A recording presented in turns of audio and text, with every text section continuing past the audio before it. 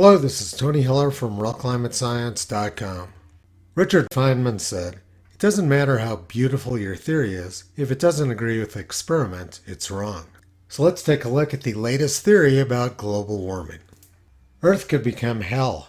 Scientists predict consequences of uncontrolled greenhouse effect. A group of Swiss and French astronomers are proud to be the first to simulate all stages of an uncontrolled greenhouse effect. The outcome of the research has been published in the scientific journal Astronomy and Astrophysics. Highlighting the imminent threat of this scenario, the lead scientist stated that Earth isn't far from reaching this apocalyptic state. Furthermore, the scientist proposes that the complete evaporation of the oceans could result in a whopping 273 bars of pressure and temperatures above 2,700 degrees.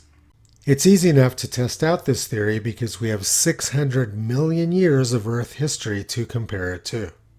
The greatest expansion of life on Earth occurred in the oceans 540 million years ago when corals and shellfish appeared. At that time, atmospheric carbon dioxide levels were 15 times higher than now, and temperatures were almost 15 degrees Celsius warmer than now. The oceans didn't boil away, but instead life thrived at an unprecedented level. The long history of life on Earth shows us that what these scientists are predicting cannot and will not happen. The lead scientist said, "Earth isn't far from reaching this apocalyptic state," but that obviously isn't true. This article is utter nonsense, but it got through peer review and got published in a prestigious journal. The fact that this could happen shows how broken the peer review process is.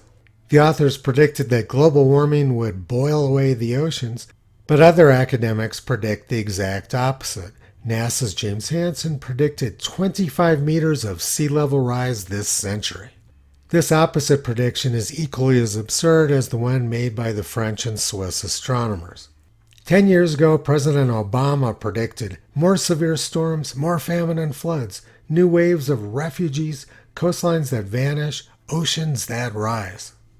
On his last day in office, his administration published a report predicting more than 8 feet of sea level rise by the end of the century.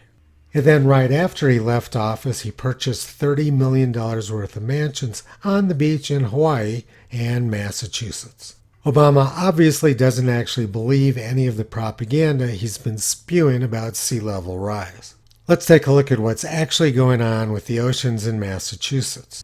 In 2017, the National Oceanic and Atmospheric Administration published 6 different scenarios for sea level rise at Boston, Massachusetts. The high scenario, the intermediate high scenario, the intermediate scenario, the intermediate low scenario, and the low scenario.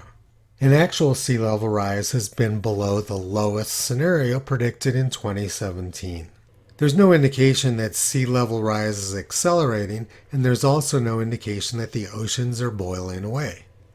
Sea level rise rates in Massachusetts are about the same now as they were 100 years ago. If the rate of sea level rise was accelerating, we would see an upwards curvature, which does not exist. These apocalyptic predictions being made by academics have no basis in science or history, yet they fly through the peer review process. These academics are simply making things up. The peer review process is completely broken, and there doesn't seem to be any quality control on the nonsense they are spewing. But to be fair, these astronomers are simply parroting nonsense Stephen Hawking said in 2017. He said, "We're close to the tipping point where global warming becomes irreversible. Trump's actions could push the Earth over the brink to become like Venus, with a temperature of 250 degrees Celsius and raining sulfuric acid," he told BBC News. It appears that Stephen Hawking was suffering from Trump derangement syndrome and was affecting his scientific judgment. But Stephen Hawking only predicted 250 degrees. The new crop of academic clowns are predicting 2,732 degrees Fahrenheit.